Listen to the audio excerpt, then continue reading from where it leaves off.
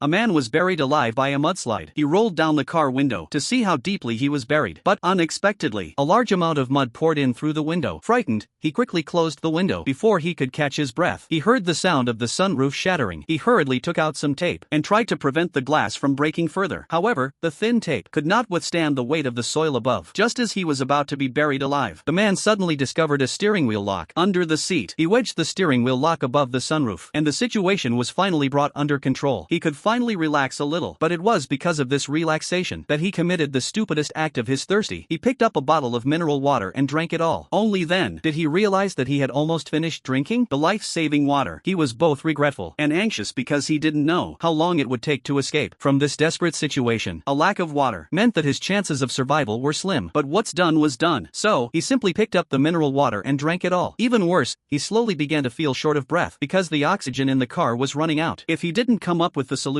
the man would suffocate to death. He quickly took out a folding chair that was idle in the car, and then pulled out the hollow steel tube from the folding chair. Next, the man removed the cap from the mineral water bottle, and then drilled a small hole in the cap with a nail clipper. Then he found some hemp rope, tied a dead knot, and threaded it through the bottle cap. Finally, he stuffed the hemp rope into the hollow steel tube, and let the bottle cap seal the mouth of the tube. After assembling these things, the man couldn't help but admire his own cleverness. Little did he know that the most desperate moment was yet to come. He put on gloves and straightened out the wire. Then, he used the wire to drill a small hole in the sunroof. Immediately after, he gripped the steel tube tightly and forcefully pushed the steel tube upwards through the small hole. But the soil was very compacted, and the thickness of the soil completely exceeded his imagination. The entire 1.8-meter long steel tube failed to extend to the ground surface. The man began to panic. He hurriedly dismantled the second steel tube, stuffed the rope in using the same method, and then connected it to the first steel tube. Then he forcefully pushed the steel tube upwards. But this time, he found that the steel tube seemed to be blocked by something. No matter how hard he tried, it was useless. The man cried in despair.